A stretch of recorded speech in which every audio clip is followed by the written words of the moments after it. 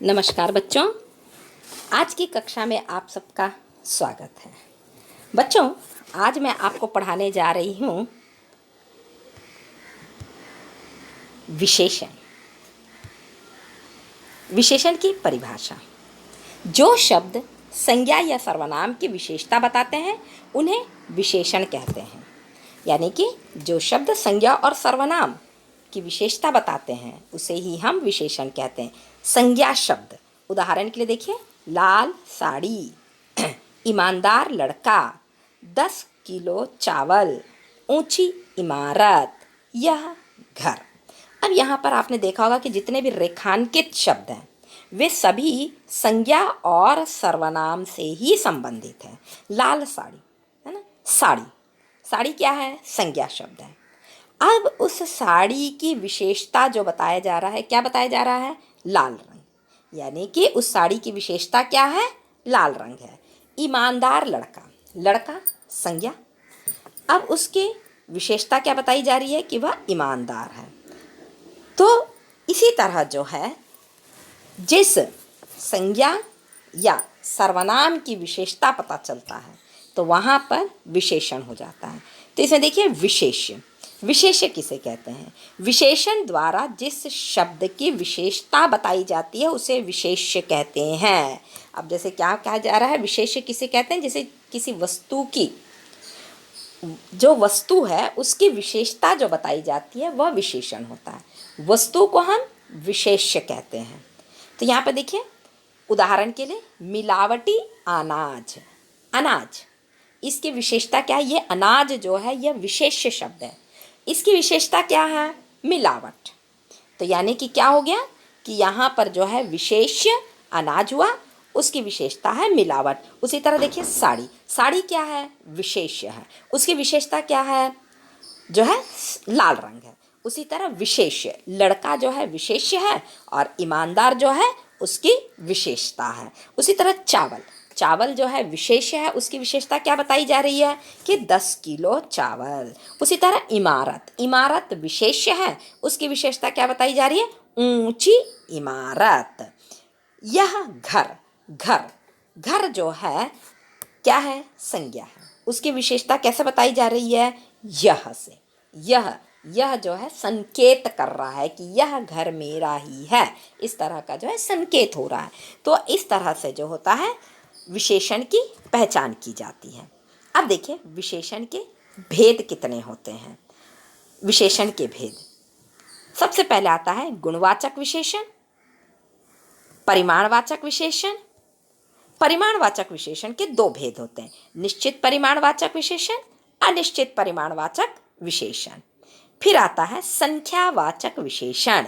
संख्यावाचक विशेषण के भी दो भेद होते हैं, निश्चित संख्यावाचक विशेषण, अनिश्चित संख्यावाचक विशेषण।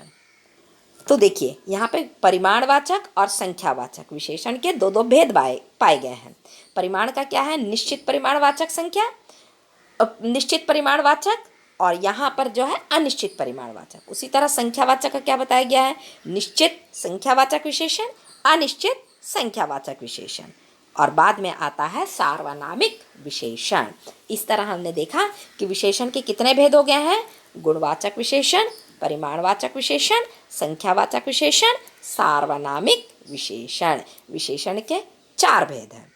ओके, अब आ जाइए कि गुणवाचक विशेषण किसे कहते हैं। गुणवाचक विशेषण की परिभाषा। गुण, दोष, रंग, आकार आदि का बोध कराने वाले शब्दों को गुणवाचक विशेषण कहते हैं। यानी किसी व्यक्ति का गुण हो गया, किसी व्यक्ति का गुण हो गया, दोष हो गया, किसी वस्तु का रंग हो गया, आकार हो गया, आदि से जो बोध होते हैं उन्हें हम जो है गुणवाचक विशेषण कहते हैं। अब जैसे देखिए, यहाँ पर मैंने कुछ उदाहरण दिया है। लाल गुलाब सुंदर है। हमने यहाँ पर देखिए, लाल गुलाब सुंदर है, यहाँ पर जो है इस गुलाब की सुंदरता, इस गुलाब का गुण बताया जा रहा है। क्या बताया जा रहा है? कि वह लाल रंग का गुलाब है। बच्चों, आपको अब यहाँ पर डाउट जा रहा होगा कि यहाँ पर लाल भी है और सुंदर भी है, दोनों ही गुण है गुलाब के, है ना। गुलाब के दोनों गुण हैं, लाल और सुंदर। लेकिन हमने सिर्फ आपको लाल रंग की पहचान के लिए ही यहाँ पर केवल लाल रंग को ही बताया है, जबकि कि सुंदर भी गुणवाचक विशेषण में आता है। उसी तरह मोटा व्यक्ति खड़ा है, यहाँ पर व्यक्ति की विशेषता बताई जा रही है। क्या विशेषता है? उसके गुण बताया जा रहा है। कैसे है कि वह व्यक्ति मोटा है। गुलाब जामुन मीठा है, इस गुलाब जामुन की विशेषता बताई जा रही है। क्या बताई जा रही है कि गुलाब जामुन कैसा है, उसका उसका गुण बताया जा रहा है। कैसा है वो? जो है मीठा है। तो इस तरह जब है, जिस तरह यहाँ पर बताया गया उदाहरण के माध्यम से किसी वस्तु के गुण, दोष, रंग, आकार का जब बोध होता है तो हम उसे क्या कहते हैं? गुणवाचक विशेषण कहते हैं। अब आ जाइए परिमाणवाचक विशेषण। परिमाणवाचक विशेषण क्या होता है? नाप, तोल का बोध कराने वाले शब्दों को परिमाणवाचक विशेषण कहते हैं। अब उदाहरण के लिए देखिए, 3 मीटर कपड़ा चाहिए, 2 किलो आलू देना, थोड़ा सा पानी देना। अब यहाँ पर देखिए तौल या नाप, है ना, नापना, यानी कि जैसे देखिए आप कपड़ा नापते हैं, है ना।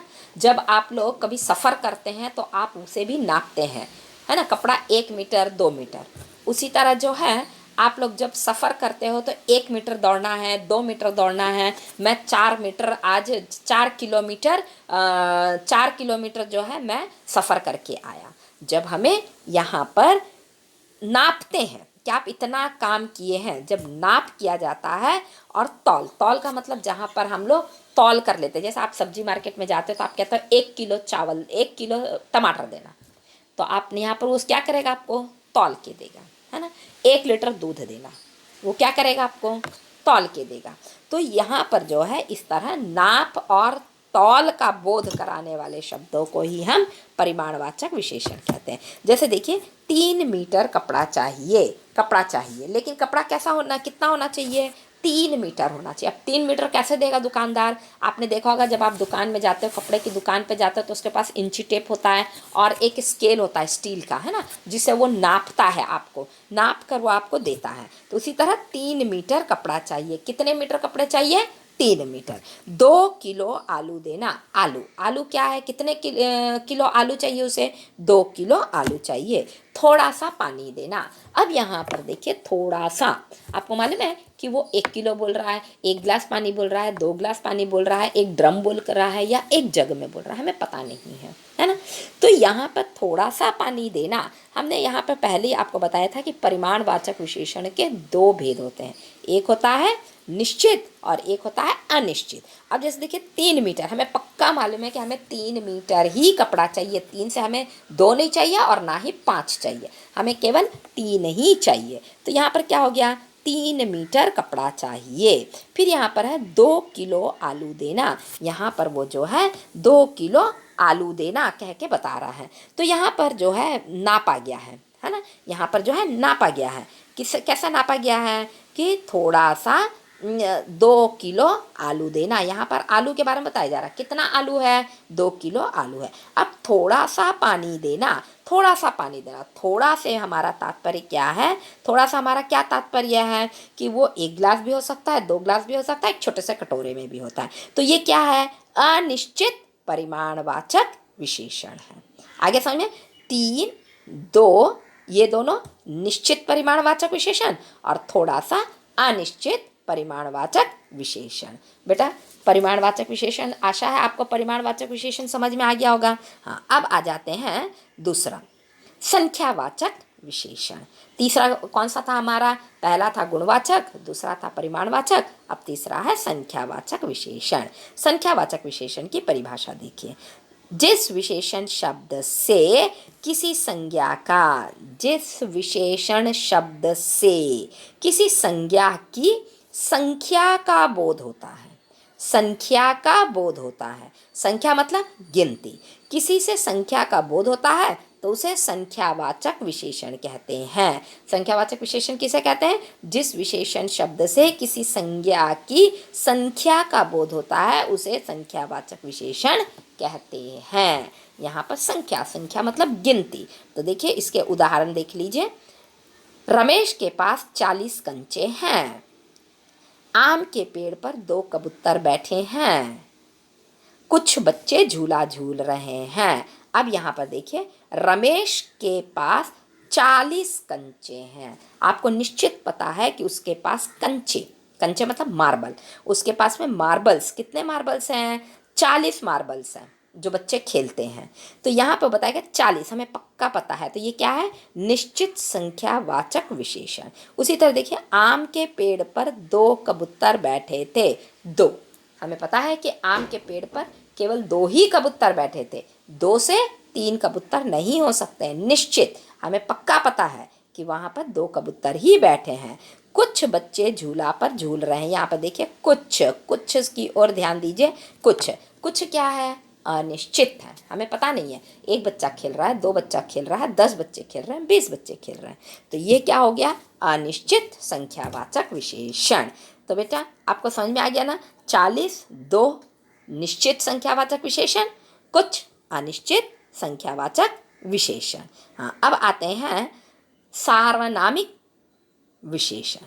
अब ये सार्वनामिक विशेषण क्या है? जो सर्वनाम शब्द संज्ञा शब्दों के आगे प्रयुक्त होकर विशेषण का कार्य करते हैं। जो सर्वनाम शब्द, सर्वनाम जो शब्द है वह संज्ञा के शब्दों के आगे प्रयुक्त होकर, यानी आगे लगकर विशेषण का कार्य करते हैं, अर्थात संकेत करते हैं, वे संकेतवाचक विशेषण या सार्वनामिक विशेषण कहते हैं। सार्वनामिक विशेषण को हम लोग संकेतवाचक विशेषण भी कहते हैं, यानी इशारा करना, संकेत करके बताना। तो यहाँ पर हो जाता है सार्वनामिक। देखिए, सार्वनामिक, सर्व, सर्व से ही स्पष्ट हो गया है कि यह सर्वनाम से ही संबंधित है। तो जो सर्वनाम शब्द संज्ञा के आगे प्रयुक्त होकर विशेषण का कार्य करते हैं, अर्थात संकेत करते हैं, वे संकेतवाचक विशेषण या सार्वनामिक विशेषण कहलाते हैं। अब देखिए, उदाहरण के लिए, यह पेड़ मेरे पिताजी ने लगाया था, आपका भाई विदेश में रहता है, वह घर तुम्हारा है। अब देखिए यहाँ पर क्या बता रहा है? यह पेड़ मेरे पिताजी ने लगाया था। यहाँ पे एकदम स्पष्टीकरण किया गया है, यह पेड़, यानी कि इशारा किया जा रहा है, यह पेड़ जो है वो मेरे पिताजी ने ही लगाया था। आपका भाई विदेश में रहता है, यहाँ पर भी इशारा किया जा रहा है कि आपका भाई जो है वह विदेश में रहता है। वह घर तुम्हारा है, यहाँ पर भी जो है एक प्रकार से संकेत किया गया है कि वह जो स्थित है, वह जो घर दिख रहा है, वह आपका घर है, वह तुम्हारा घर है। तो यहाँ पर देखिए, आपने देखा कि जो शब्द संज्ञा के आगे लग जाते हैं और इशारा करते हैं, किसी विशेष वस्तु की ओर, किसी विशेष बात की ओर इशारा करते हैं, तो वहाँ पर हो जाता है सार्वनामिक विशेषण। अभी आपको समझ में आ गया होगा कि यह, आपका, वह, ये सब क्या कर रहा है? संकेत कर रहा है, इशारा कर रहा है, इसलिए हमने इसे जो है सार्वनामिक विशेषण के अंतर्गत लिया है। अब आता है हमारा प्रविशेषण। प्रविशेषण किसे कहते हैं? जो शब्द विशेषण के भी विशेषता बताता है उसे जो है प्रविशेषण कहते हैं। क्या कह रहा है? जो शब्द विशेषण की भी विशेषता बताता है, जो शब्द है वह विशेषण की भी परिभाषा, यानी विशेषण में विशेषण की भी विशेषता और उसकी क्वालिटी के बारे में बताता है, तो उसे हम प्रविशेषण कहते हैं। उदाहरण के लिए, पानी बहुत ठंडा है, अति सुंदर चित्र है, सभा में लगभग 100 लोग बैठे हैं। अब यहाँ पे बताया जा रहा है पानी बहुत ठंडा है। यहाँ पर पानी कैसा है? बहुत ही ठंडा है। पानी कैसा है? पानी बहुत ही ठंडा है। ठंडा उसका गुण है, लेकिन हमने उसके आगे में एक और विशेषण लगा दिया, प्रविशेषण उसके आगे, और हमने उस विशेषण की भी परिभाषा को भी बढ़ा चढ़ा कर कहा है, तब जाकर वह प्रविशेषण होता है। यानी कि विशेषण शब्द की भी विशेषता बताने वाले, उसके बारे में खूबी बताने वाले शब्दों को हम जो है प्रविशेषण कहते हैं। जैसे पानी बहुत ठंडा है, ठंडा पानी की विशेषता है, गुण है, क्या है? ठंडा। लेकिन उस ठंडा के बारे में क्या बोला जा रहा है? बहुत ठंडा, यानी उस ठंडा विशेषण शब्द है, उसकी भी विशेषता बता दी गई है, वह क्या है? बहुत ठंडा। तो यहाँ पर जो है बहुत ठंडा, बहुत शब्द जो है वह प्रविशेषण के अंतर्गत आता है। अति सुंदर चित्र है, चित्र बहुत ही सुंदर है ना? अति सुंदर, अति सुंदर का मतलब बहुत ज़्यादा, यानी सुंदर की विशेषता बताई गई है। सुंदर की भी विशेषता यानी गुणवाचक विशेषण की और भी विशेषता बताई गई है, तब जाकर वह प्रविशेषण कहलाता है। सभा में लगभग 100 लोग बैठे हैं। सभा में कितने लोग बैठे हैं? लगभग, यानी 100 लोग बैठे। हम संकेत कर रहे हैं कि वहाँ पर सभा में 100 से भी अधिक लोग बैठे हैं। हाँ, तो बेटा अभी आपको समझ में आ गया संज्ञा को किसे कहते हैं, संज्ञा की परिभाषा क्या है, संज्ञा के भेद कितने हैं, फिर उन संज्ञाओं के भेदों का जो है स्पष्टीकरण उदाहरण के माध्यम से, और लास्ट में हमने प्रविशेषण किया। तो आशा है कि आपको तो यह सब बात समझ में आ गया होगा बेटा। हाँ, ओके, धन्यवाद बेटा।